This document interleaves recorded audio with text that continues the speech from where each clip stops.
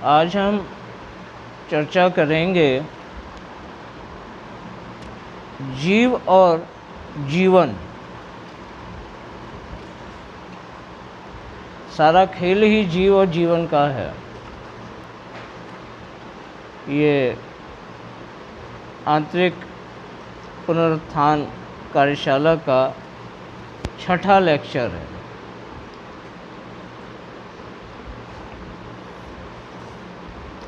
विषय है जाना है तो जीना है। जिएंगे ही नहीं तो जाने का उपाय कैसे करेंगे। जितना सहूलियत से, आराम से, बिना किसी झंझट झगड़े द्वेष क्लेश के जिएंगे, उतना ही बिना झगड़े झंझट सहूलियत के संग जाना होगा।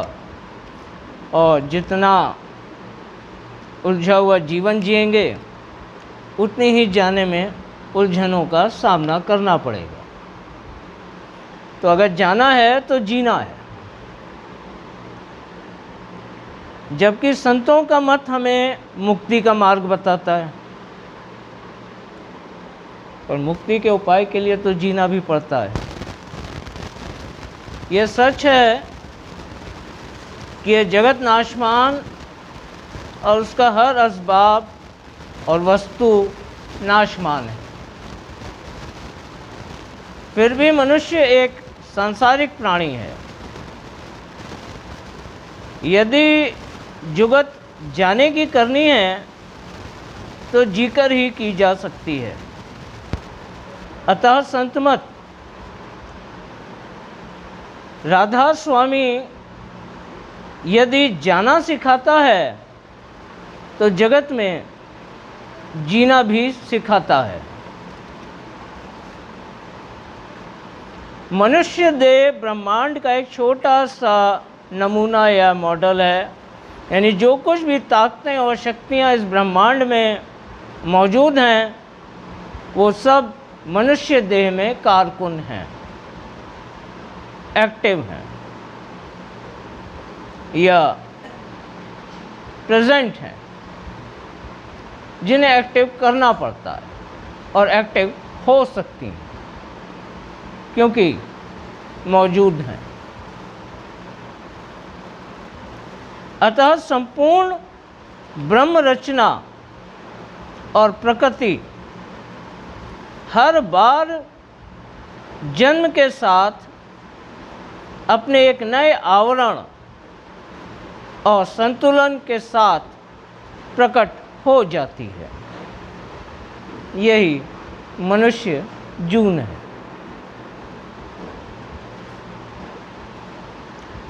और मृत्यु इस देह लीला का ह्रास होना है, समाप्त होना है। ब्रह्मांड में जो भी तत्व, तन्मात्रा, ज्ञान और विधाएं मौजूद हैं या जिनसे मिलकर ब्रह्म सृष्टि की रचना हुई है, उन्हीं तत्व, तन्मात्रा, ज्ञान और विधाओं के समावेश से मनुष्य देह का निर्माण हुआ है। इस तरह ब्रह्मांड की समस्त शक्तियाँ मनुष्य देह में समाहित और विद्यमान हैं, पर सोई हुई हैं, जिन्हें अभ्यास द्वारा जगाना पड़ता है। इसे ही योग कहा गया है। राधा स्वामी मत जीव के जीवन में सुरत शब्द योग को प्रतिपादित करता है। तो आइए ब्रह्मांड के उन 10 रहस्यों के विषय में विचार करते हैं जो कि जीव के अपने मुकाम यानी सांसारिक जीवन में और सूरत के जगत से न्यारा होने में सहायक हैं। जीने में भी काम आते हैं और जाने में भी काम आते हैं। साथ ही दैहिक रूप से स्वस्थ और बौद्धिक व मानसिक रूप से उन्नत जीवन को जीते हुए इस जगत जाल से न्यारा होकर घर वापसी के मार्ग को प्रशस्त करते हैं। यही 10 रहस्य ब्रह्मांड के, जो कि आपके भीतर भी मौजूद हैं। बस इन रहस्यों को जानना पड़ता है। तो पहला रहस्य है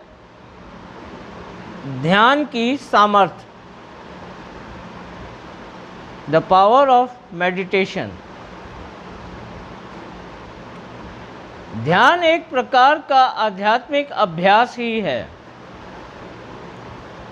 जिससे हमारे भीतर तरह तरह के बदलाव और ठहराव आ जाते हैं। दरअसल ध्यान हमारी आध्यात्मिक ऊर्जा की ऊष्मा ही है, फ्लेम की हीट, आध्यात्मिक ऊर्जा की ऊष्मा।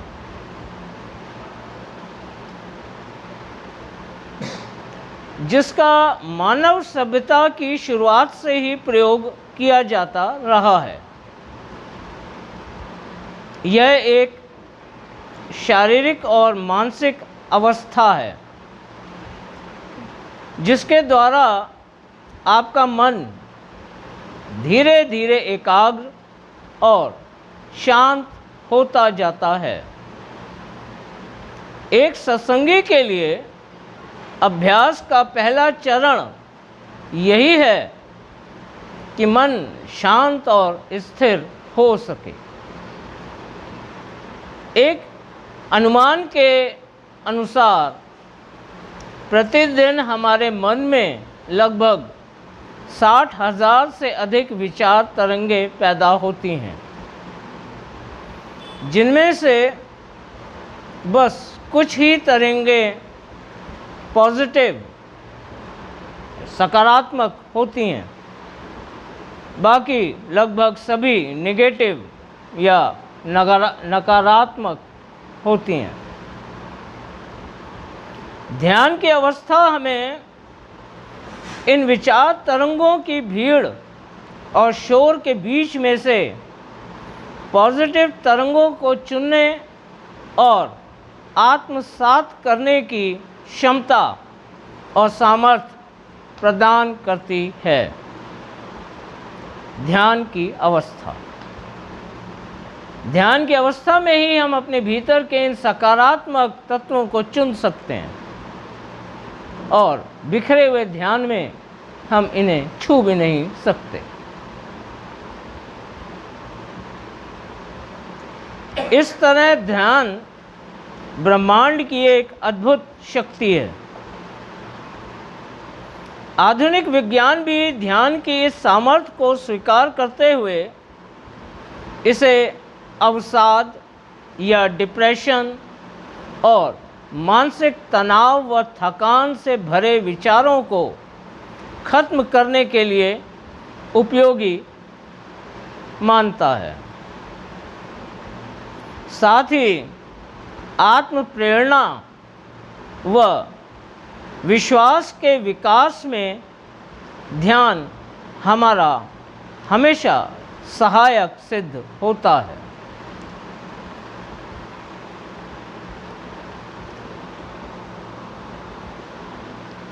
विधि पूर्वक किया गया ध्यान का अभ्यास इसकी क्षमता को कई गुना बढ़ा देता है और राधा स्वामी मत की रीत के अनुसार विधि पूर्वक किया गया सुमिरन जीव की चेतना को ब्रह्मांड से भी परे अति सूक्ष्म, अति निर्मल और शुद्धता की पवित्रतम अवस्थाओं में ले जाने की क्षमता प्रदान करता है। तो दूसरा रहस्य है आकर्षण का सिद्धांत, लॉ ऑफ अट्रैक्शन। आकर्षण का सिद्धांत इस ब्रह्मांड का एक और अनसुलझा रहस्य है, जिसे हालांकि काफ़ी हद तक समझा जा चुका है, फिर भी इसके अंतिम छोर की खोज विज्ञान जगत में जारी है। संत मत आकर्षण की परिणति प्रेम को बताता है, पर यह प्रेम भी इस जगत का नहीं है।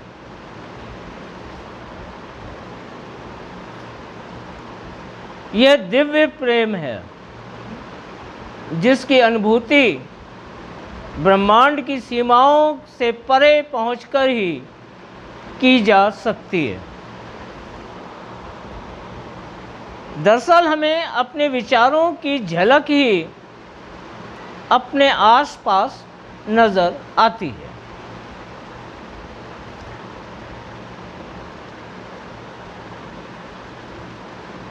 हमें अपने विचारों की झलक ही अपने आसपास नजर आती है।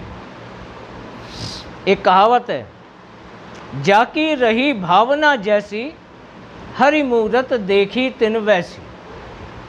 तो हमें अपने विचारों की ही झलक अपने आसपास के वातावरण में नज़र आती है।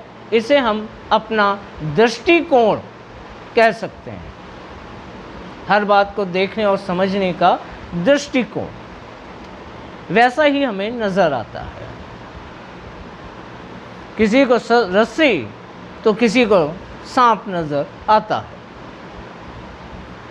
जैसा हम विचार करते हैं वैसा ही दृश्य यह ब्रह्मांड हमारे आसपास प्रकट कर देता है।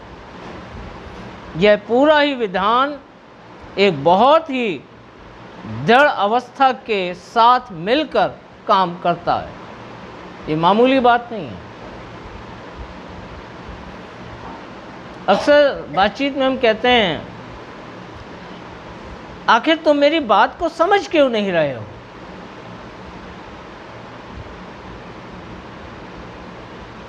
मुझे कुछ दिख रहा है, मैं कुछ व्यक्त कर रहा हूँ, दूसरे का दृष्टिकोण कुछ है, उसको कुछ समझ में आ रहा है, उसे कुछ नज़र आ रहा है। तो ये मामूली बात नहीं है। जैसे हमारे विचार होते हैं वैसा ही दृश्य ब्रह्मांड हमारे चारों ओर प्रस्तुत कर देता है। यह पूरा ही विधान एक बहुत ही दृढ़ और जटिल अवस्था के साथ मिलकर काम करता है। ये सारी ब्रह्मांडीय व्यवस्थाएं इसमें इन्वॉल्व होती हैं। हम समझ नहीं पाते कि ऐसा हमारे संग क्यों हो रहा है। क्लास में 50 बच्चे होते हैं, 20 को समझ में आ जाता है, 30 को समझ में ही नहीं आता, या 20 को आधा अधूरा समझ में आता है, 10 को बिल्कुल नहीं आता। बात तो वही है, 20 समझ रहे हैं, 20 आधा समझ रहे हैं, 10 बिल्कुल नहीं समझ रहे हैं। दृष्टिकोण वैसा ही हमारे चारों ओर प्रस्तुत कर देता है जैसे हमारे विचार होते हैं।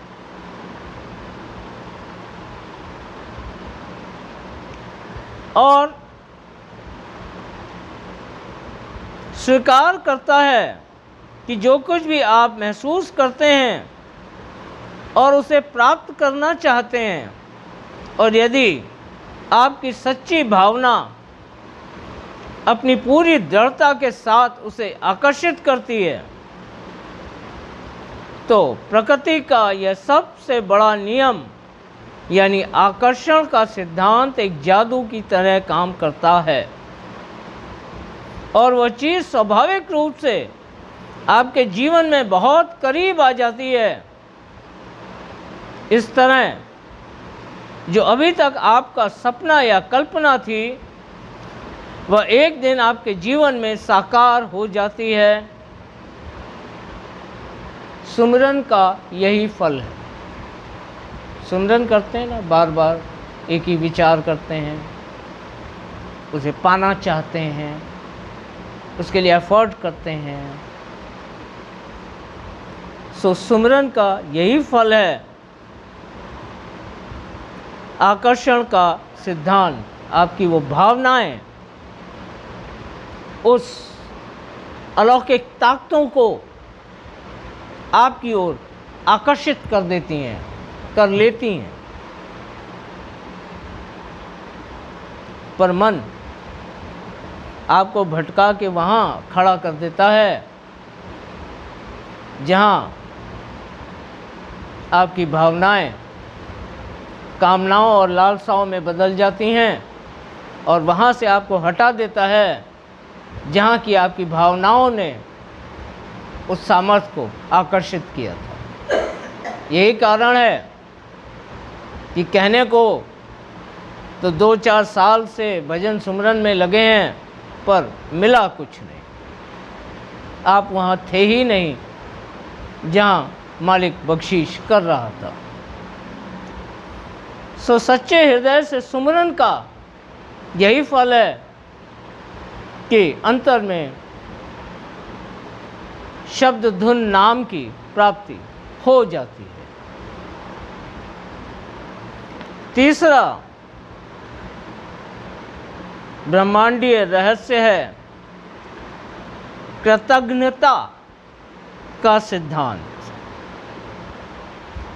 द पावर ऑफ ग्रेटिट्यूड, आभारी होना। आभार व्यक्त करने का यह रहस्य ब्रह्मांड और उसकी चेतना को भी और अधिक रहस्यमयी बना देता है, क्योंकि इस भावना के जरिए हम अपने जीवन की खुशियों, परिस्थितियों, सहयोगियों और चीज़ों के प्रति अपना आभार व्यक्त करते हैं। इसी भावना के द्वारा कृतज्ञता। ऐसा होने पर ब्रह्मांड में आपके सकारात्मक विचारों की तरंगें बहुत तेज़ी से फैलती हैं। जब आप किसी के प्रति कृतज्ञ होते हैं, आभार व्यक्त करते हैं, जो कि आपकी चेतना की ब्रह्मांडीय यात्रा में सहायक सिद्ध होती है।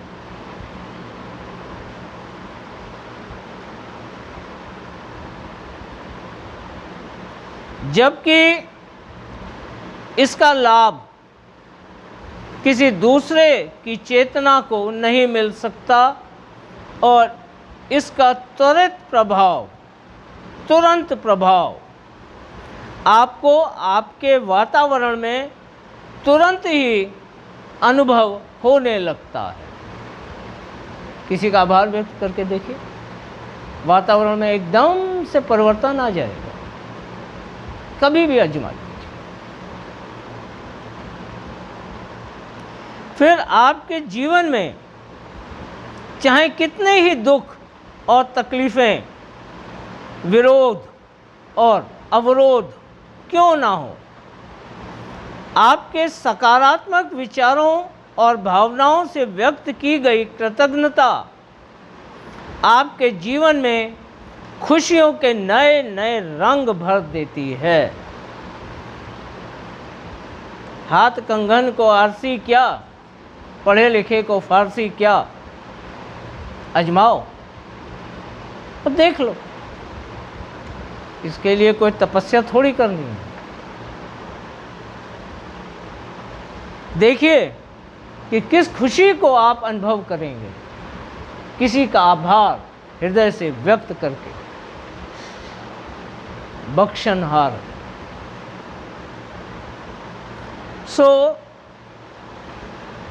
इस तरह से आपके जीवन में खुशियों के नए नए रंग भरने लगते हैं।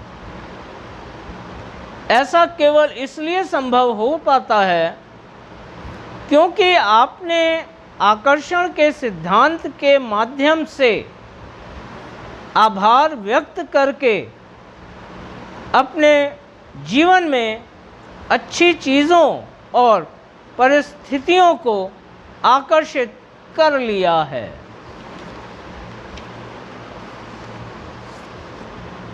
आकर्षण के सिद्धांत के माध्यम से आभार व्यक्त करके अच्छी चीज़ों और परिस्थितियों को यानी अनुकूल वातावरण को अपनी ओर आकर्षित कर लिया।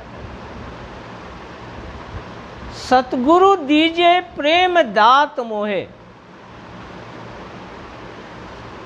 इस एक लाइन में सदगुरु दीजे प्रेम दात मोहे के पीछे यही भावना छिपी होती है। जबकि हम सदगुरु के प्रति कृतज्ञ होते हुए कुल मालिक की दया के लिए धन्यवाद दे रहे होते हैं, जिसकी दया से हमें सच्चे गुरु की पहचान हो सकी।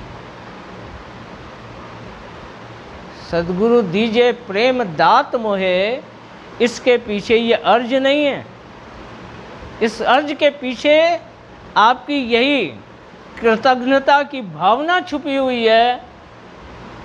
जबकि हम सदगुरु के प्रति कृतज्ञ होते हुए कुल मालिक की दया के लिए धन्यवाद दे रहे होते हैं, उस दया के लिए जिसकी दया से हमें सच्चे गुरु की पहचान हो सकी।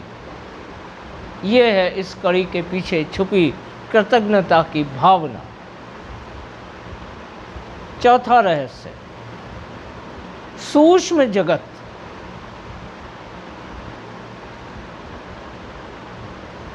बोले तो क्वांटम फिजिक्स, ये ब्रह्मांड का एक रहस्य है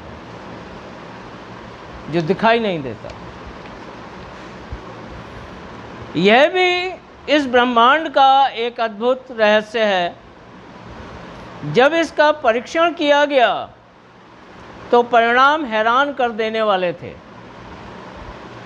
जो भी आप देखते, सुनते, बोलते, सोचते और महसूस करते हैं, वह सब मैटर यानी पदार्थ है, और आप अपने विचारों की ऊर्जा से अपना जीवन बदल सकते हैं। आप जिस विचार पर अपना ध्यान केंद्रित करते हैं या एकाग्रता बनी रहती है, उस विचार से समानता रखने वाली ऊर्जा आपके जीवन में प्रभावी होने लगती है। यह ऊर्जा ही सूक्ष्मता है जो नज़र नहीं आती। यही कारण है कि जब एक शब्द अभ्यासी अंतर में एकाग्रचित होकर शब्द धुन को सुनता है, तब धीरे धीरे वह उसमें लीन होने लगता है और धुन उसमें समाने लगती है।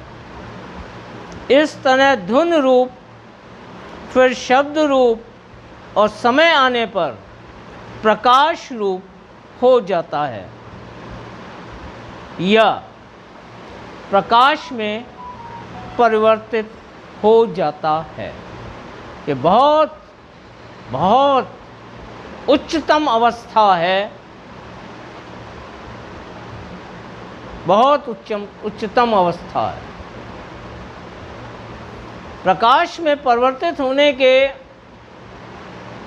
हमारे इतिहास में कुछ उदाहरण मौजूद हैं।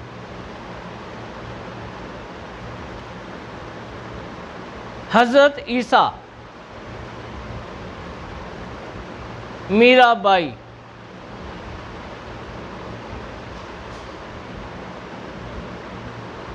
कबीर साहब भी प्रकाश में ही परिवर्तित हुए, पर अपने शिष्यों को संभाले रखने के लिए उस प्रकाश ने फूलों का रूप धारण कर लिया। ये बहुत चेतना की बहुत उच्चतम अवस्था है, यानी सूक्ष्मतम अवस्था है, जबकि देह में फैली हुई चेतना सिमटकर और देह को सिमटाकर मन को भी पीसकर प्रकाश में परिवर्तित हो जाती है। तो ये सूक्ष्म जगत ब्रह्मांड का एक अद्भुत रहस्य है। ये ऐसा कैसे हो जाता है?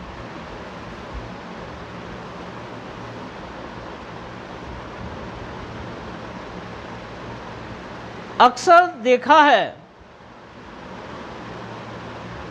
कि एक गरीब व्यक्ति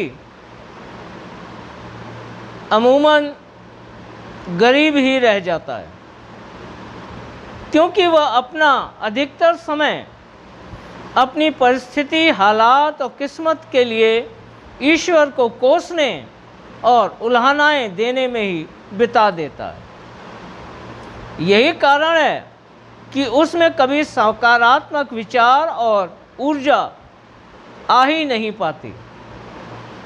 इस तरह वह कभी भी प्रगति व उन्नति नहीं कर पाता।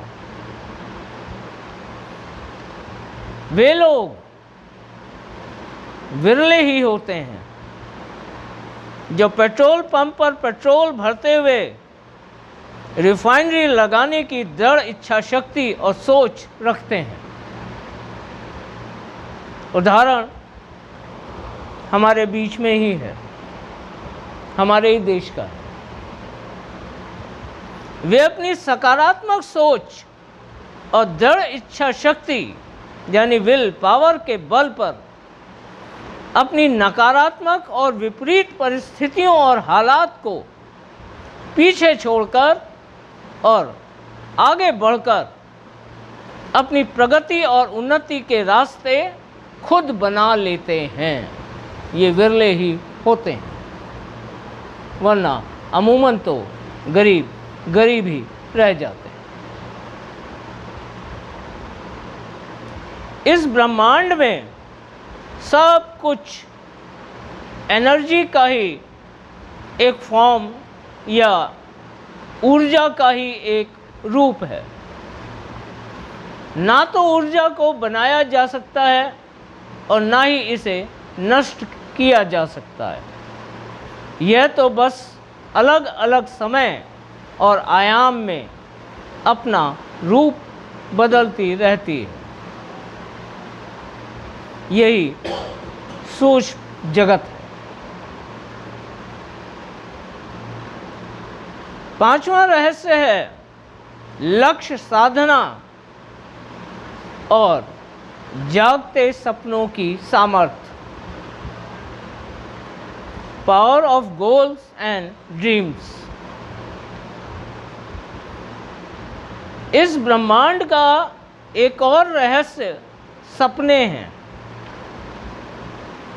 ये सपने भी दो तरह के होते हैं।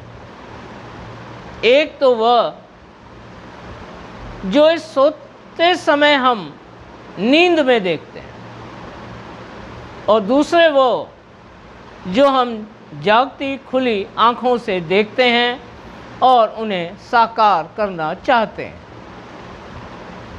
नींद के सपनों का रहस्य तो विज्ञान जगत अभी तक नहीं खोज पाया। बस इतना ही कह पाए हैं कि ये सपने हमारा अवचेतन मन मस्तिष्क यानी सब कॉन्शियस माइंड या अवचेतन मन भविष्य के प्रति हमारा मार्गदर्शन करने के लिए दिखाता है। और इसके लिए हमारे अवचेतन में हमें हमारे अपने ही विचारों और यादों का सहारा लेता है। यह हमारे अपने विचार और यादों पर निर्भर करता है कि स्वप्न सकारात्मक होगा या नकारात्मक। यदि हम अपने सपनों की दिशा या घाट बदलना चाहें तो हमें विपरीत वातावरण व संगति की आवश्यकता होती है जिसमें कि अभी हम मौजूद हैं। अक्सर देखा गया है कि सच्चे प्रेम की सामर्थ्य से घोर नकारात्मक तरंगों को भी सकारात्मक दिशा में मोड़ा जा सकता है। इस बात के कई उदाहरण इतिहास, पुराण और शास्त्रों में, कथाओं में और वर्तमान में मिल जाते हैं। साथ ही घाट बदलने के लिए जीवन की उम्मीदों से भरी एक नई सोच की ज़रूरत होती है जो कि पिछली यादों और अनुभवों को भुला पाने में सहायक साबित हो। इसके बिना पुरानी यादों और अनुभवों को भुला पाना कठिन होता है। एक सकारात्मक सोच, इसको जब कोई लक्ष्य नहीं मिलता तब वह लक्ष्यहीन भटकते रहकर एक दिन नकारात्मकता में परिवर्तित हो जाती है। इसी तरह एक नकारात्मक सोच को जब जीवन का कोई लक्ष्य मिल जाता है तब नकारात्मकता भी धीरे धीरे एक दिन सकारात्मकता में परिवर्तित हो जाती है। एक नकारात्मक सोच को जब जीवन का कोई लक्ष्य मिल जाता है तब नकारात्मकता भी धीरे धीरे एक दिन सकारात्मकता में बदल जाती है। पर जब हम इस विचार को ब्रह्मांड के संग जोड़कर देखते हैं, क्योंकि ये ब्रह्मांड के रहस्य हैं, तब हम पाते हैं कि हमारा अवचेतन मस्तिष्क व मन भी तो ब्रह्मांडीय शक्तियों को आकर्षित करने का एक शक्तिशाली चुंबक की तरह ही काम करता है। इसके लिए ब्रह्मांड से भेजे गए वे दृश्य और चित्र जो आपके लिए सपने के रूप में नींद में प्रकट होते हैं, उन्हें आपको खुद ही समझना होता। यहाँ बात जरा उलझ गई। इसे ही हम सपनों में प्राप्त होने वाले संदेश कहते हैं, जिन्हें हमें खुद समझना होता है कि ऐसा तो कभी मैंने सोचा ही नहीं और ऐसा तो मैं कभी सोच सकता ही नहीं, फिर ये मैंने क्या देखा। तो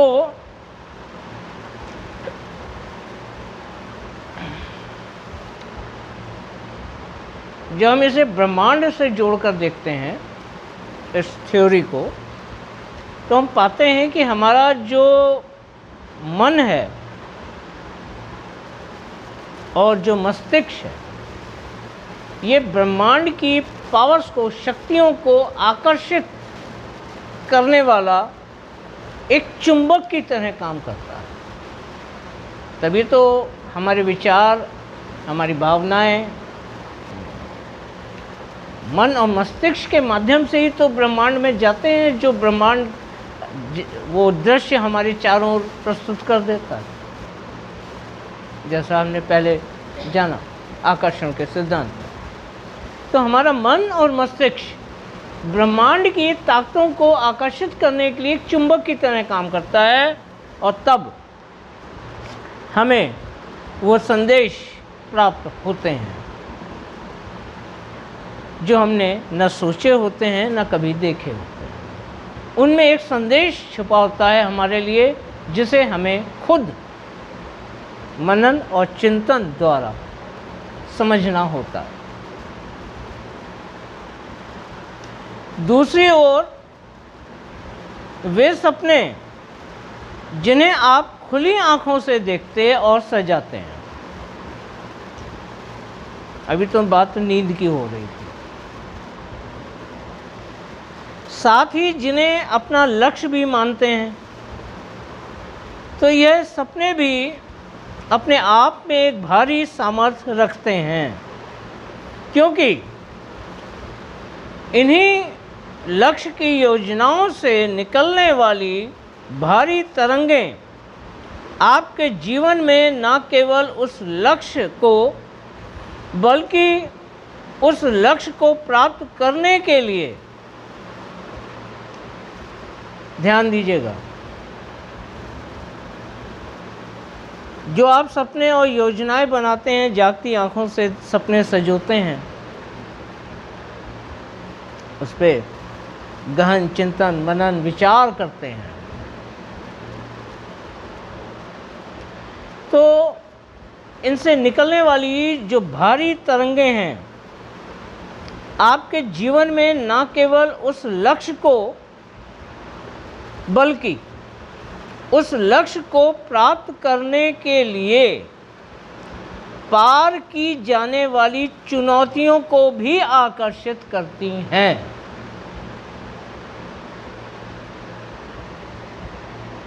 यही लक्ष्य में आने वाले अवरोध और कठिनाइयां हैं। उसको पाने के लिए, उस लक्ष्य को पाने के लिए जो चुनौतियां पार करनी पड़ती हैं, उनको भी आकर्षित करती है। इसीलिए आपके जीवन का कम से कम एक लक्ष्य ज़रूर निर्धारित होना चाहिए, क्योंकि जब तक उन चुनौतियों को आप पार नहीं करेंगे, आपका लक्ष्य खोखला है। ये सोने का चम्मच लेके जो बच्चे पैदा होते हैं ना, वो जीवन में मेहनत नहीं कर पाते हैं। जो साइकिल से गिरना जानता है वो हवाई जहाज भी उड़ा सकता है। तो चुनौतियों को पार करके जो लक्ष्य प्राप्त होता है वो हमेशा दृढ़ और स्थायी होता है। तो ये चुनौतियां भी हमारे लिए हितकारी ही साबित होती हैं, पर जो इन चुनौतियों से डर कर विमुख हो गया, लक्ष्य से भटक गया, वो कटी पतंग की तरह न जाने कहाँ गिरेगा।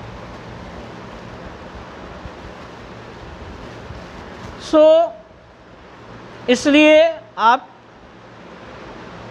के जीवन का कम से कम एक लक्ष्य ज़रूर निर्धारित होना चाहिए, क्योंकि बिना लक्ष्य के मनुष्य का जीवन अर्थहीन हो जाता है और संपूर्ण ब्रह्मांड हर एक मनुष्य को उसके जीवन के परम अर्थ और लक्ष्य के प्रति ज़रूर प्रेरित करता है।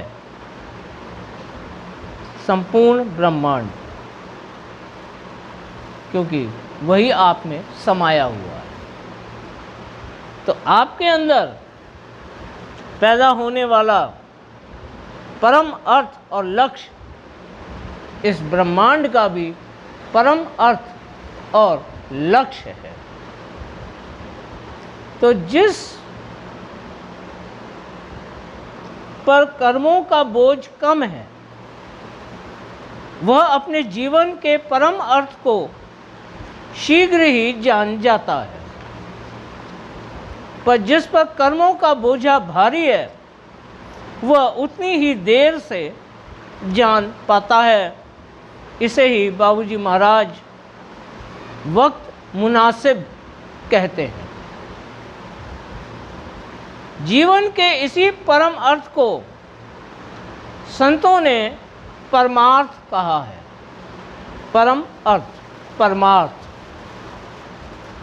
कोई शीघ्र ही जीवन के परम अर्थ को अपना लक्ष्य बना लेता है, तो कोई वक्त मुनासिब अपने जीवन के लक्ष्य को जान पाता है। फिर कुछ ऐसे भी रहे जो जानकर भी अनजान बने रहे और समय की धारा में खो गए, न जाने कहाँ और किस जून में खो गए।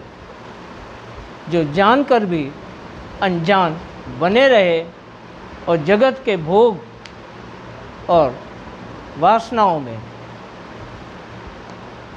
मोह के बंधनों में बंधे रहे।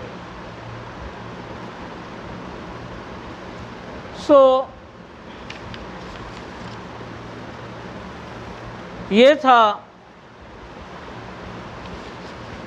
जागते सपनों की सामर्थ्य और लक्ष्य साधना। रहस्य छठा, time of divinity. Time of divinity, उचित समय, दिव्य समय, जिसे हम ब्रह्म मुहूर्त कहते हैं। टाइम ऑफ डिविनिटी, ब्रह्म मुहूर्त। इसमें ब्रह्म का अर्थ सृष्टि की रचनाकार शक्ति, जिसे ब्रह्मा कहा गया है, उससे है, और मुहूर्त का अर्थ काल यानी समय से है।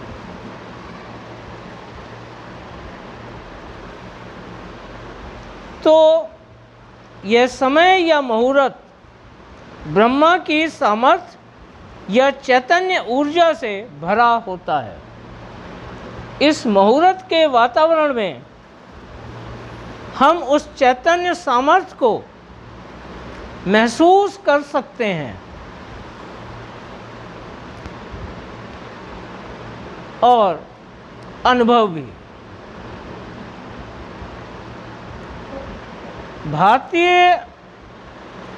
आयुर्वेदिक ग्रंथों के अनुसार इस कालखंड या समय में व्यक्ति को नींद से जागकर सुमिरन, ध्यान, योग आदि ऐसे आध्यात्मिक साधनाएं करनी चाहिए जो कि उसकी चेतना को ब्रह्म चेतना और ब्रह्मांड के साथ जोड़ सकने में सहायक हों।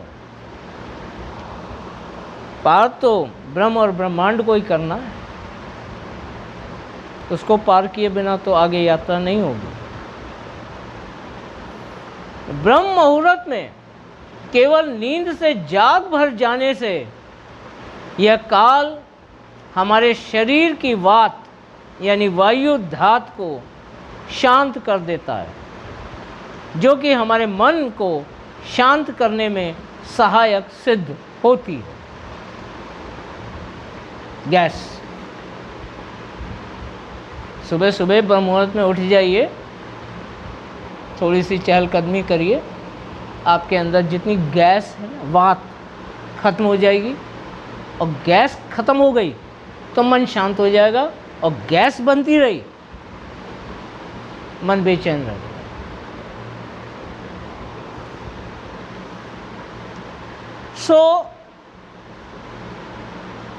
ब्रह्म मुहूर्त में जाग भर जाना हमारे मन को शांत कर देता है, उस शांति को आप अनुभव करते हैं।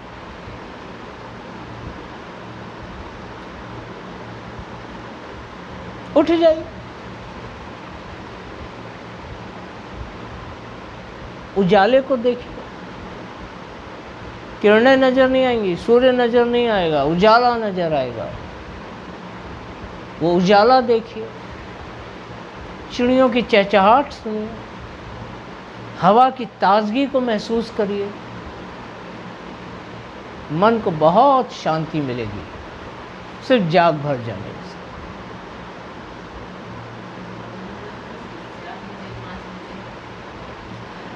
ब्रह्म मुहूर्त का समय है 3:30 से 4:30।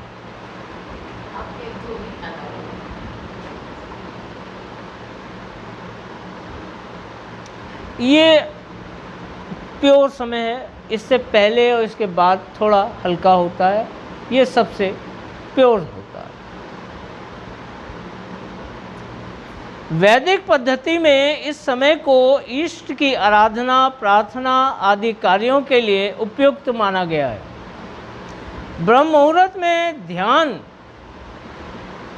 करने से मन शीघ्र ही एकाग्र हो जाता है, क्योंकि ध्यान को भटकाने का कोई साधन उस वक्त नहीं होता है।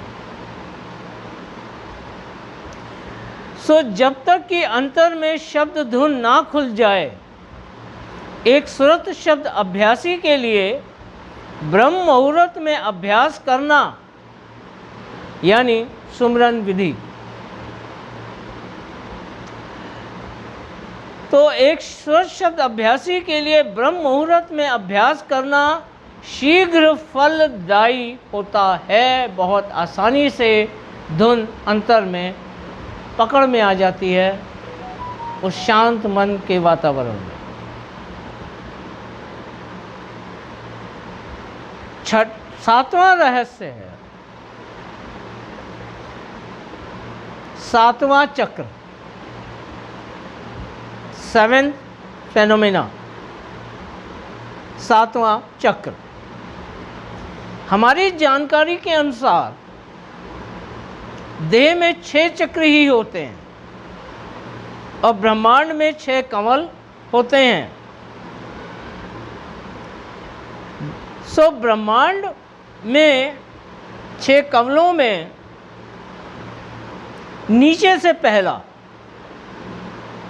कमल सहस्रदल कमल है। आश्चर्यजनक रूप से इसकी उपस्थिति हमारे मस्तिष्क में ही होती है, ब्रह्मांड में नहीं, हमारे मस्तिष्क में होती है। यह देह में त्रिकुटी की छाया है, देह में त्रिकुटी की छाया है, सहस्रदल कमल। मस्तिष्क के बिल्कुल बीच में एक खाली स्थान आपको सिटी स्कैन में नजर आता है, काला काला। सूक्ष्म जगत का यह छाया कमल हमारे मस्तिष्क के मध्य में 7वें चक्र का केंद्र स्थान है, जो कि पिंड और ब्रह्मांड का संधि स्थल भी है, जहाँ पे दोनों आपस में मिल रहे हैं, पिंड और ब्रह्मांड। पिंड और ब्रह्मांड की गांठ यहीं पर जुड़ी है। यही जड़ चेतन की गांठ भी है और यही ब्रह्मांडीय शक्तियों से हमारा संपर्क सूत्र भी है। न्यूरोसाइंस में इसे थैलेमस कहा गया है। नाद योग मार्ग में ब्रह्मरंध्र को, नाद योग मार्ग में ब्रह्मरंध्र को और शब्द मार्ग में अनहद चक्र को 7वां चक्र माना गया है। नाद बिंद में ब्रह्मरंध्र को और शब्द मार्ग में ये अनहद चक्र को, यहाँ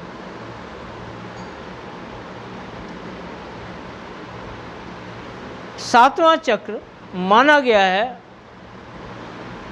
तो मानव शरीर में मौजूद 7 चक्र इस प्रकार हैं।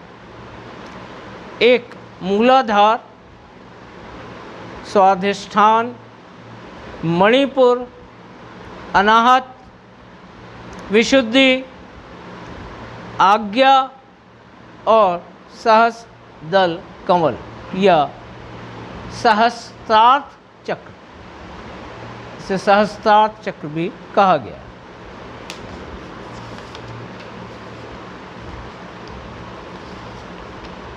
सहस्त्रार्थ चक्र को ही सहस्रदल कमल कहा गया है।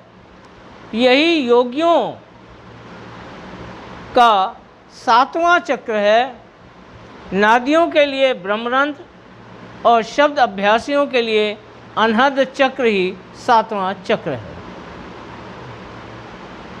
3 कैटेगरी हो गई। योगियों के लिए सहस्रार्थ, ये सहस्रदल कमल 7वां चक्र है।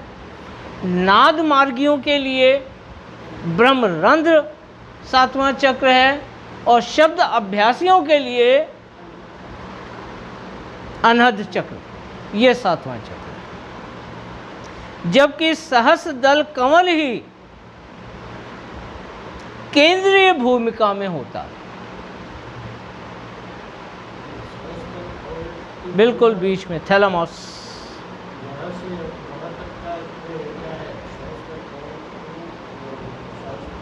जोर से बोलिए ना।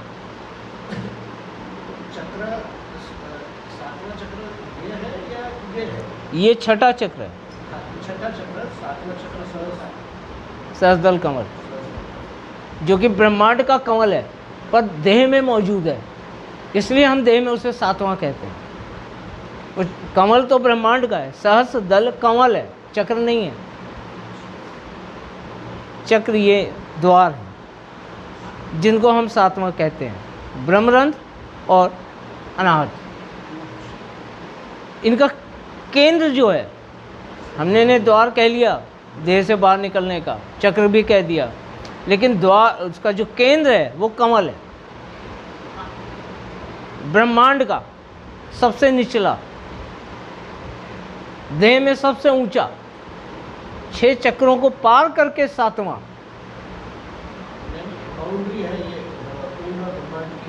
बाउंड्री नहीं है, संधि है, यूनियन हो रही है पिंड यानी देह और ब्रह्मांड की। ये है सहस्रदल कमल।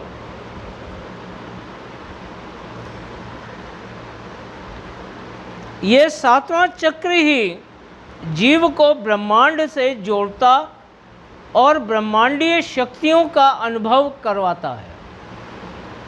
सहस्रदल कमल। तो जो लोग अपनी देह में 7 चक्रों की साधना में सफल हो जाते हैं, वे ही अपने जीवन में सफलता और अंतर में सुफलता का सही मायनों में उपयोग और आनंद उठा पाते हैं। संधि है ना पिंड और ब्रह्मांड की। तो देह में सफलता और ब्रह्मांड में सुफलता हासिल कर पाते हैं।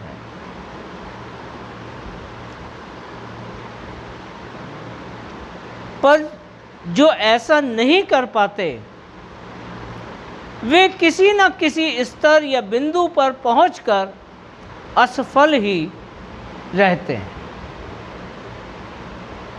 अगर पिंड में सफल है, सफलता है, तो अंतर में सुफलता नहीं है, ब्रेक ब्लॉक। पर जो 7वें चक्र में पहुंच गया, वो जीवन में सफलता भी और अंतर में सुफलता भी दोनों हासिल करेगा। जन्म से हर जीव में नीचे के 3 चक्र मूलाधार, स्वाधिष्ठान और मणिपुर ही स्वतः जागृत अवस्था में होते हैं। नीचे के 3 चक्र जन्म से। सिर्फ मनुष्य जून को ही ये अधिकार प्राप्त है कि वह ऊपरी चक्रों, कमलों और पद्मों को उचित मार्गदर्शन और विधि पूर्वक अभ्यास द्वारा जागृत कर सकता है। होते नहीं हैं, पर मनुष्य जून को यह अधिकार प्राप्त है कि वह ऊपर के बाकी के 3 चक्र, ब्रह्मांड के 6 कमल और सत्य देश के, लोक नहीं, सत्य देश के 6 पद्मों को जागृत कर सकता है उचित मार्गदर्शन और अभ्यास के द्वारा।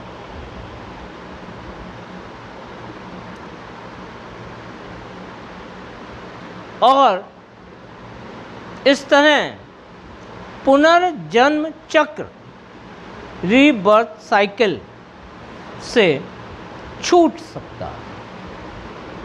जो बार बार पैदा हो रहा है, जून बदल रहा है, रीबर्थ साइकिल में फंसा है, पुनर्जन्म चक्र, इससे छूट सकता है।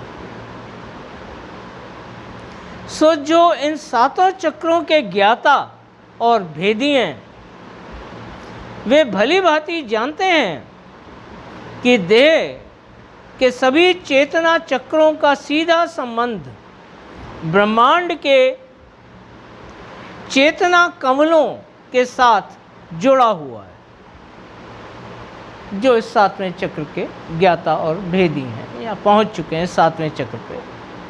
वो जानते हैं कि देह के सभी चेतना चक्रों का सीधा संबंध ब्रह्मांड के 6 चेतना कमलों के साथ जुड़ा हुआ है।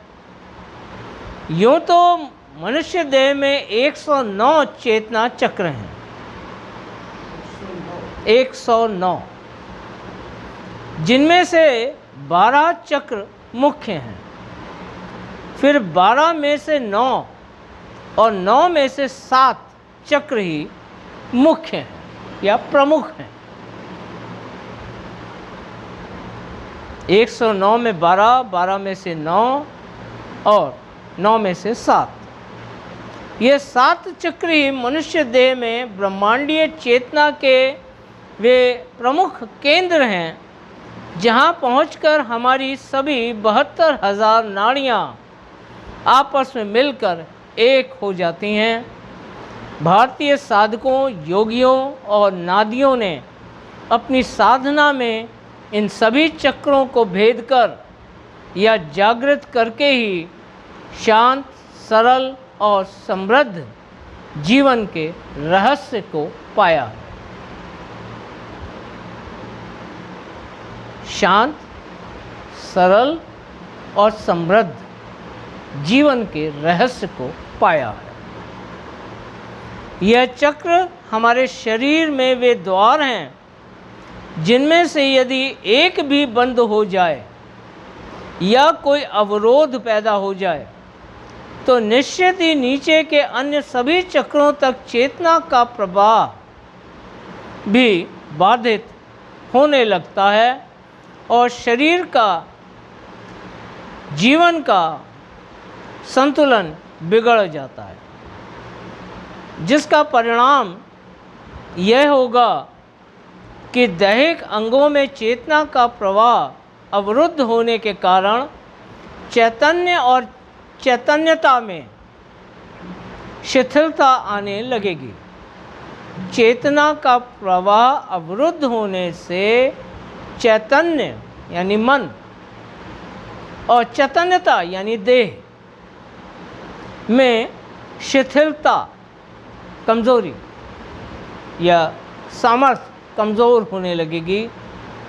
इसका सीधा असर हमारे मेटाबॉलिज्म और इम्यूनिटी यानी पाचन तंत्र और रोग प्रतिरोधक क्षमता पर पड़ता है, क्योंकि चेतना के सप्लाई कम होने से जठराग्नि प्रभावित हो जाती है, जो कि हमारे भोजन को पचाती है। इस तरह शरीर तरह तरह के रोगों और बीमारियों से ग्रसित हो जाता है, क्योंकि हर बीमारी की जड़ हमारे पेट से ही पैदा होती है।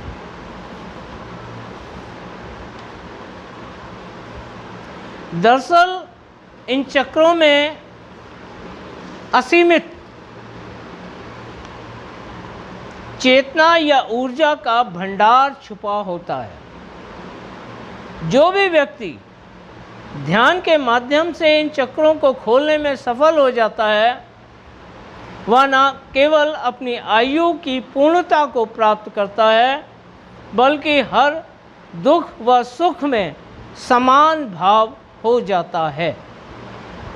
पर अब कलयुग में लोग दिखावटी और झूठा जीवन जीने के इस कदर आदी हो चुके हैं कि अब उन्हें सत्य व स्वस्थ जीवन बड़ा कठिन और स्वार्थ व्यर्थ की कार्रवाई लगने लगा है। सो कोई भी राजी नहीं दिखता, पर विरला तो भीड़ से ही निकल आता है। यही सत्संगी कहलाता है।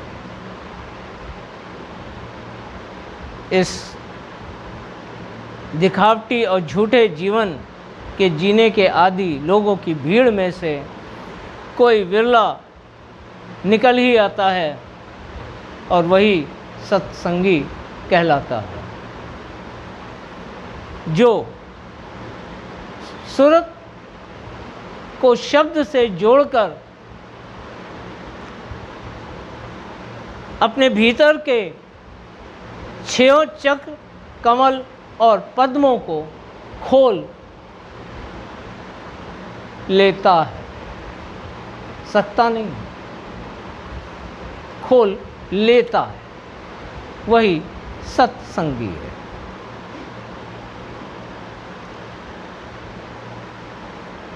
आठवां रहस्य है वैचारिक अभिव्यक्ति एवं स्व संवाद।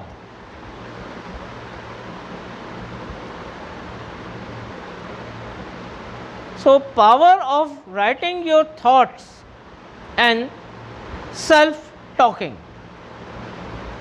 वैचारिक अभिव्यक्ति एवं स्व संवाद।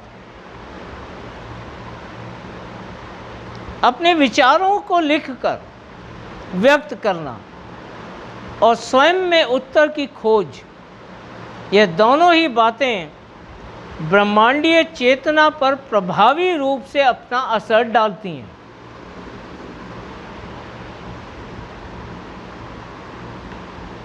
अपने विचारों को लिखकर, बोलकर नहीं, लिखकर व्यक्त करना और अपने ही भीतर उत्तर की खोज यानी मनन चिंतन द्वारा अपने से बात करना।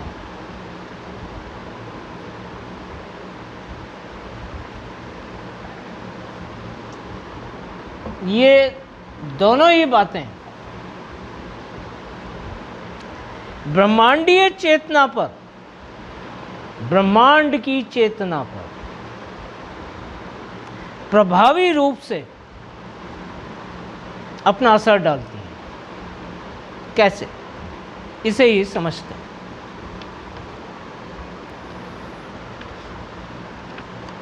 अब तक आप यह तो जान ही चुके हैं कि विचारों की शक्ति ब्रह्मांड में किस तरह काम करती है। लेकिन अब जब हम विचारों को शब्दों में ढाल देते हैं, तब ये विचार और भी तेज यानी शब्द की अंतर्गति से ब्रह्मांड तक पहुंचते हैं। विचारों की तो आप गति समझ ही चुके, कैसे प्रभाव होता है। पर जब विचारों को शब्दों में ढाल देते हैं, तो लिखने से पहले वो शब्द आपके अंदर प्रकट होते हैं। और यह विचार आपके और भी तेज यानी शब्द की गति, अंतर्गति को प्राप्त करते हुए ब्रह्मांड तक पहुंच जाते हैं। इसलिए अपने विचारों को लिखकर शब्द का रूप देने से ब्रह्मांड आपके जीवन में प्रभावी रूप से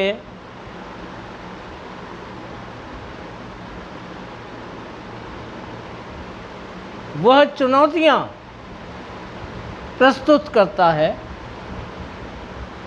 जिन्हें पार करके आप विचारों में समाहित लक्ष्य को प्राप्त करने में सक्षम हो जाते हैं। यही लक्ष्य साधना में भी बताया था।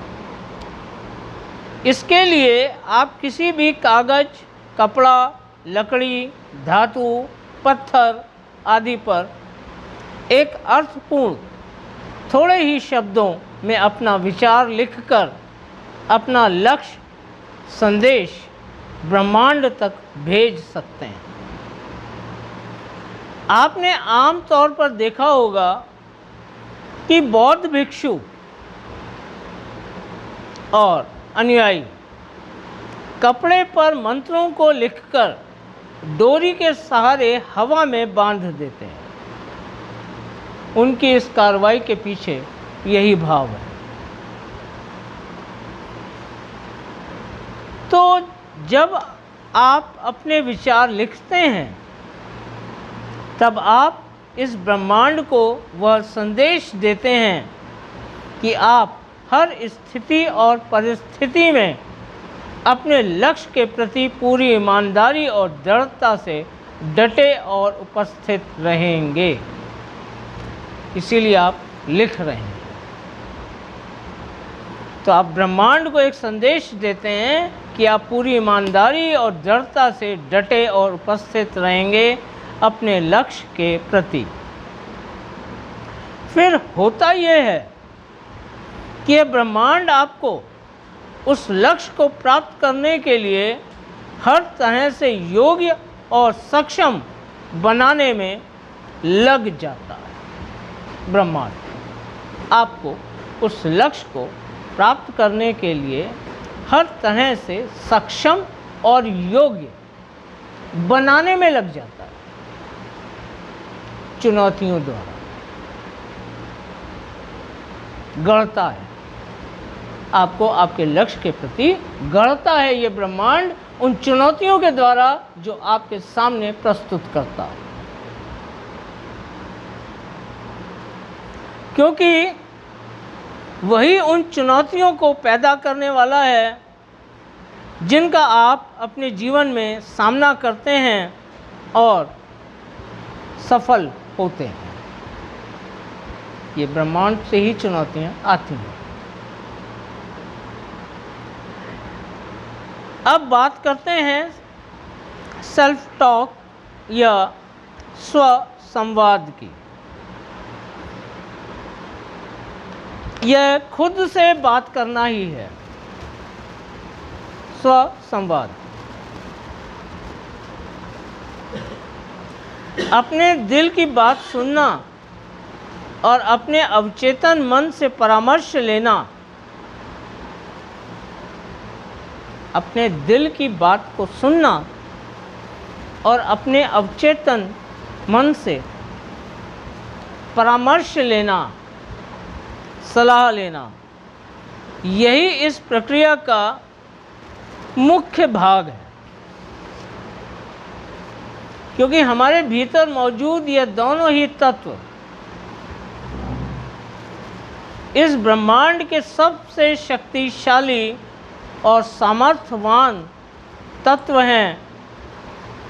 जो दिल में बोल रहा है वो चैतन्य की धार है और जो अवचेतन मन में मौजूद है वही निरंजन की धार है। ये दोनों ही तत्व इस ब्रह्मांड के सबसे शक्तिशाली और सामर्थ्यवान तत्व हैं इसे ही मनन व चिंतन कहा गया। चिंतन यानी अपने चित्त की आवाज़, दिल की आवाज़ को सुनना। मनन यानी अपने अंतर मन से परामर्श, सलाह करना। साधारणतया आपको अपने अवचेतन मन की आवाज़ सहज ही सुनाई नहीं देती, क्योंकि इस आवाज़ को ही आपकी आत्मा या परमात्मा की आवाज़ भी माना गया है।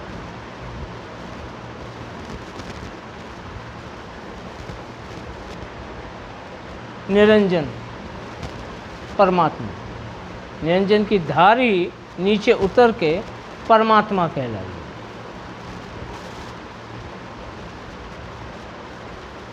और ठीक यही बात आपके दिल की आवाज़ पर भी लागू होती है, जो कि आपको सिर्फ स्वीकार और अस्वीकार की अनुमति देता है। बातें नहीं करता, बातें तो अवचेतन मन करता, लेकिन दिल की आवाज़ से स्वीकार और अस्वीकार की अनुमति देती है, यस और नो। बस नो तो रुक जाओ, यस तो आगे बढ़ो और मनन करो।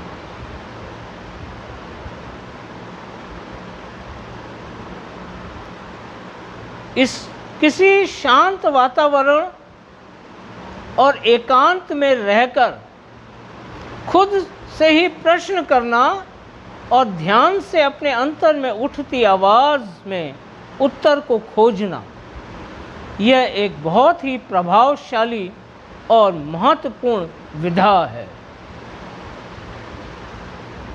शांत वातावरण और एकांत, ये नहीं चल यार वहाँ बहुत शांति मिलती है, वहाँ चलते हैं। एकांत कहाँ रहा, कोई फायदा नहीं। आपस में एक दूसरे की मन की बातें करोगे। शांत वातावरण में एकांत अवस्था में रहकर खुद से ही प्रश्न करना और ध्यान से अपने अंतर में उठती आवाज़ में उत्तर को खोजना, यह एक बहुत ही प्रभावशाली और महत्वपूर्ण विधा है, जिसे विश्व के सभी महान व्यक्ति जानते और अपने जीवन में अपनाते रहे हैं।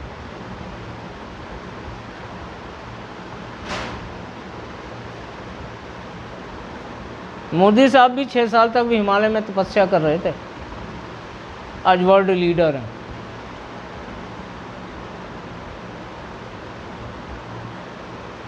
जिसने उन्हें महान बना दिया। इस रहस्य को व्यवहारिक रूप से अपने जीवन में अपनाकर वे लक्ष्य रूप से और सक्षम होकर हर चुनौती का सामना करते हुए उस पर विजय का मार्ग खोज ही लेते हैं। लक्ष्य क्लियर हो और इस विधि या विधा के द्वारा शांत, एकांत, मनन, चिंतन,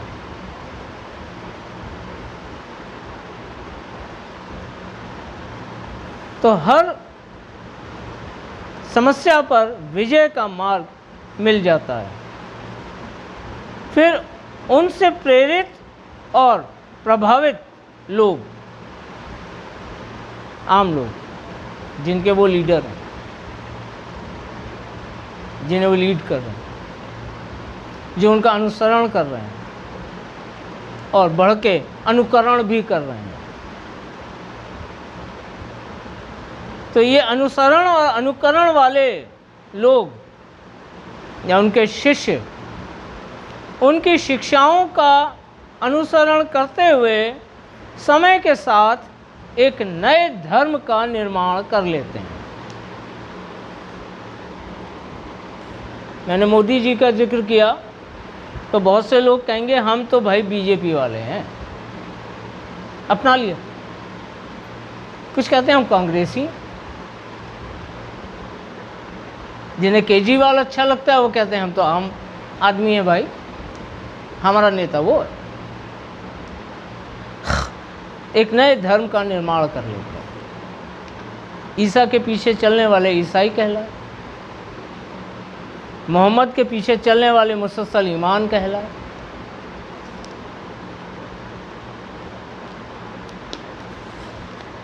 सो जो धर्म अपनी नीति पर जड़ रहकर संवाद के माध्यम से समय के साथ परिवर्तन के सिद्धांत को स्वीकार करते हुए, कई बातें आ गई हैं इसमें, जो धर्म अपनी नीति पर जड़ रहकर स्व संवाद के माध्यम से समय के साथ परिवर्तन के सिद्धांत को स्वीकार करते हुए अपनी रीति में परिवर्तन करता रहा, वही मत जिंदा रह सकता है और है।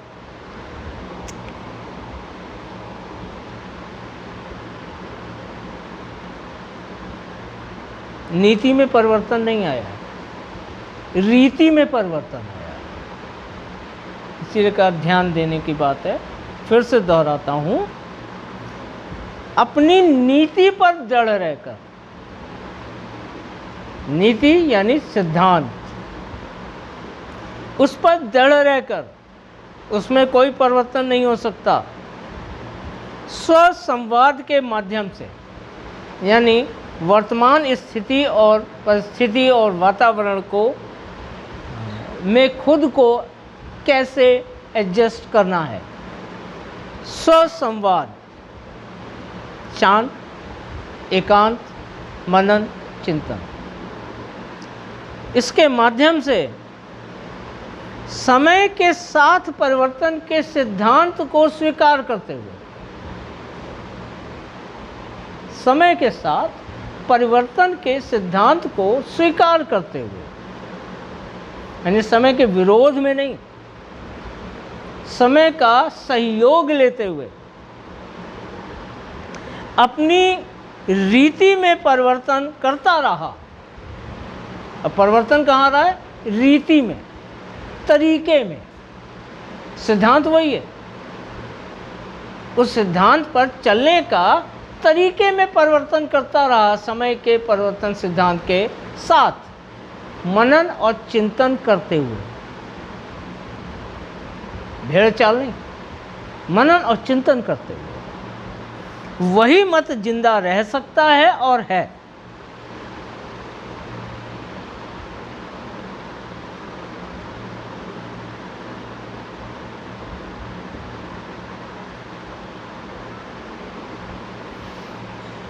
स्वामी महाराज सुखपाल पे चलते थे, हजूर महाराज तांगे में चलते थे, बाबूजी महाराज मोटर गाड़ी में चलते थे।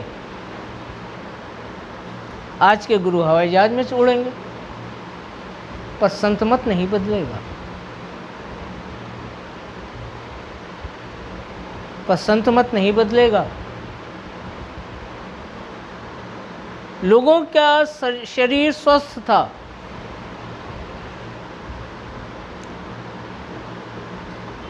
मन आज के मुकाबले अधिक शांत था।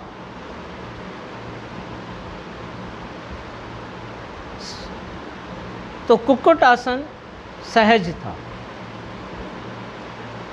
आज शरीर बीमारियों का घर है, सामर्थ्य में कमी है, रीत बदल सकती है।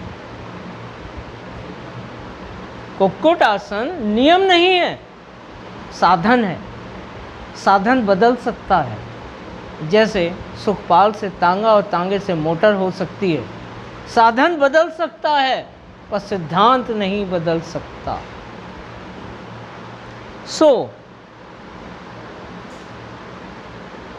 अपनी नीति पर जड़ रहकर स्व संवाद के माध्यम से समय के साथ परिवर्तन के सिद्धांत को स्वीकार करते हुए अपनी रीति में परिवर्तन करता रहा, वही मत जिंदा रह सकता है और है। पर जिसने समय के साथ परिवर्तन के सिद्धांत को स्वीकार ना किया, वह स्वतः ही नष्ट हो जाता है या कर दिया जाता है। यही कारण है कि संसार के सभी धर्म परिवर्तनशील, और जो परिवर्तनशील नहीं है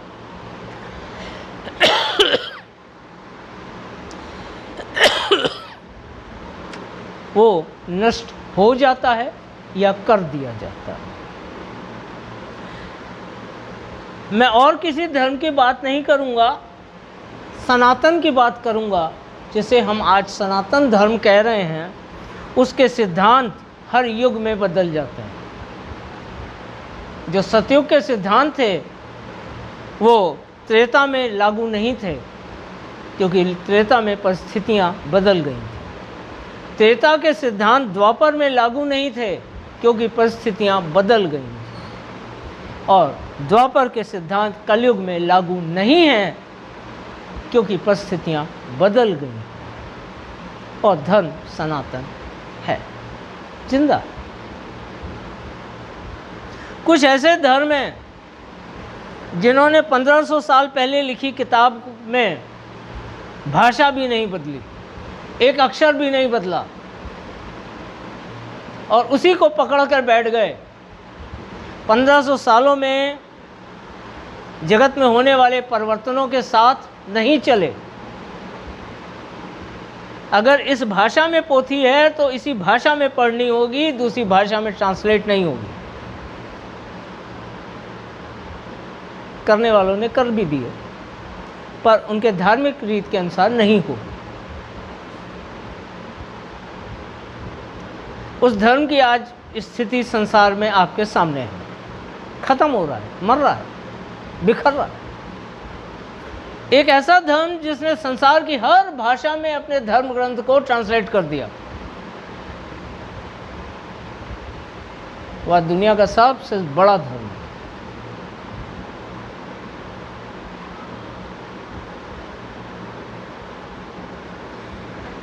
और एक धर्म जिसने ना संसार की भाषाओं में अपने सिद्धांतों को बताया, ना खुद अध्ययन किया, ना ही खुद अध्ययन किया, वो आज झूठे दिखावे और कर्म कांड में के दलदल में धंसा हुआ है।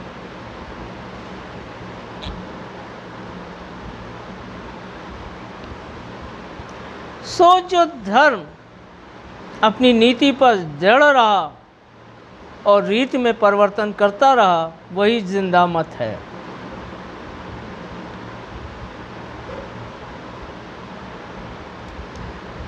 अब हम ब्रह्मांड के नवे रहस्य के विषय में चर्चा करते हैं।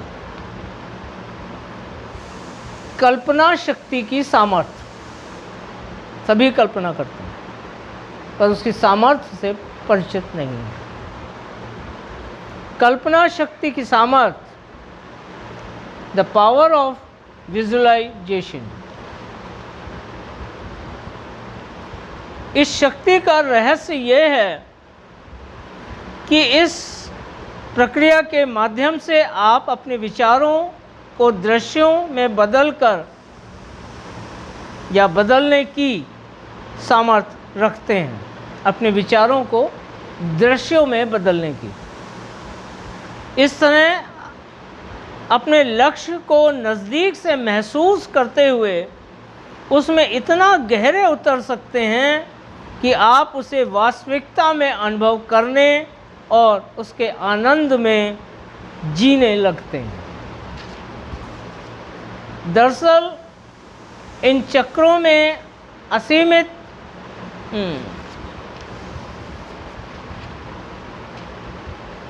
दरअसल यह एक प्रकार की काल्पनिक मानसिक स्थिति ही है कल्पना शक्ति, जबकि आप अपने लक्ष्य को वास्तविकता में अनुभव करने और उसके आनंद में जीने लगते हैं। यह एक प्रकार की काल्पनिक मानसिक स्थिति ही है जिसके विभिन्न पहलुओं पर अलग से विस्तार से चर्चा की जा सकती है, पर विषय ब्रह्मांड है। यह ब्रह्मांड की ऐसी अद्भुत शक्ति है जिसे हम देख, सुन और अनुभव भी कर सकते हैं, कल्पना शक्ति को, और इसके माध्यम से अपने विचारों को देख भी सकते हैं, सुन भी सकते हैं और अनुभव भी कर सकते हैं। बस अपनी कल्पनाओं को पंख देने भर की ही ज़रूरत होती है। अपने विचारों को काल्पनिक चित्र और दृश्यों के माध्यम से ब्रह्मांड के किसी भी छोर तक भेजना आदि। अपने विचारों को काल्पनिक चित्र और दृश्यों के माध्यम से ब्रह्मांड के किसी भी छोर तक भेजना आदि इस प्रक्रिया का एक हिस्सा है। इस तरह ब्रह्मांड से अपने लक्ष्य को जोड़ने का यह एक शक्तिशाली माध्यम है।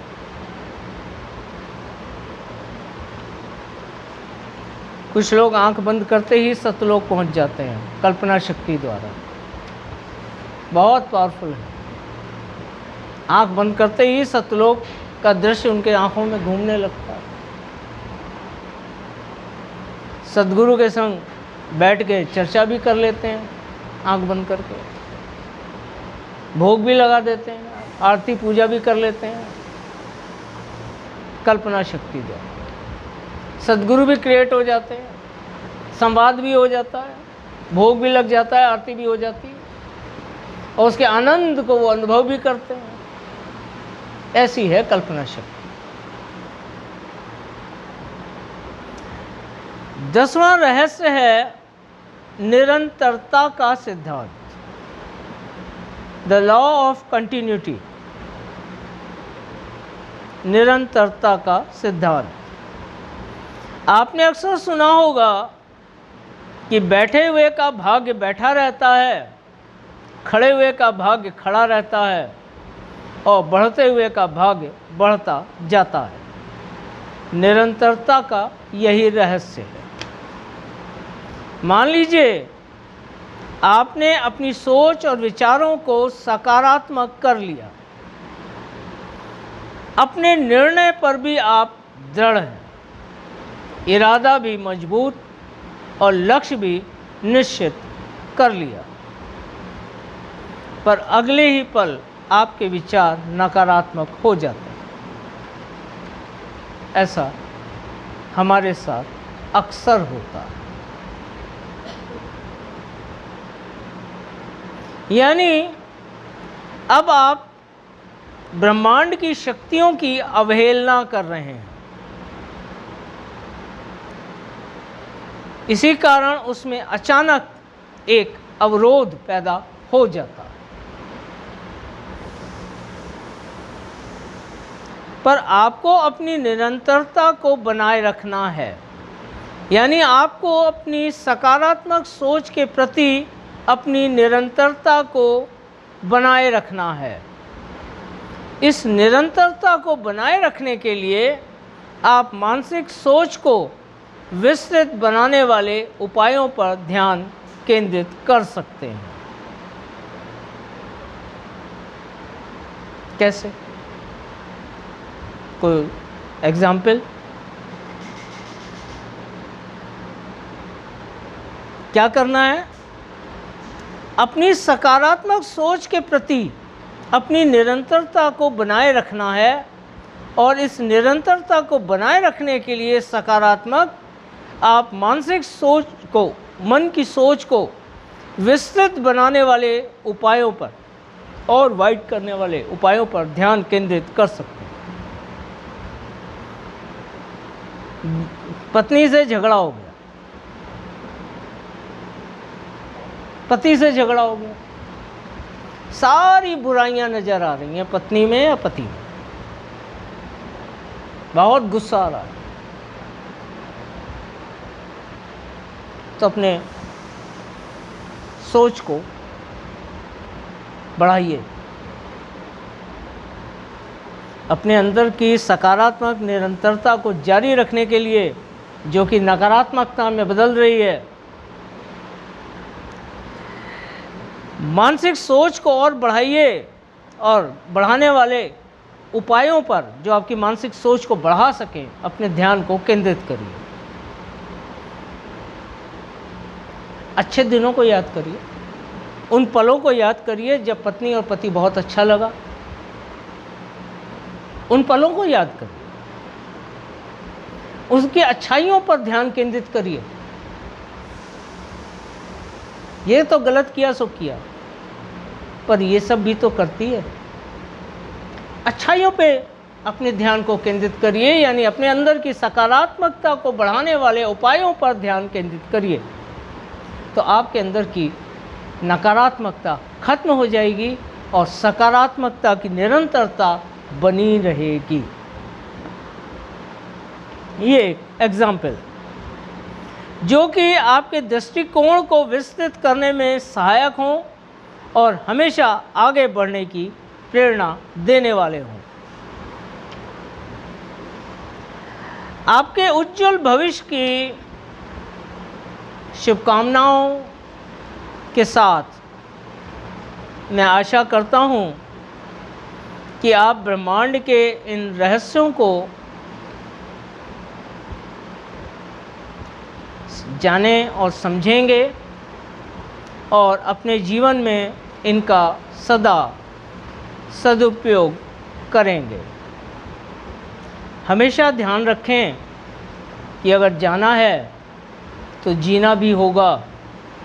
जितना स्वस्थ रूप से सत्य संग करेंगे या सत्य का संग करेंगे, यानी सत्य को स्वीकार करेंगे, उतना ही स्वस्थ रूप से सत्य आप में समाता चला जाएगा। सत्य को स्वीकार करना ही मालिक की मौज में राजी होना है और सत्य को अस्वीकार करना ही मालिक की मौज से विमुख होना है। तो आपके जीवन की एक स्वस्थ कामना के साथ कि ब्रह्मांड के 10 रहस्य पूरे हो।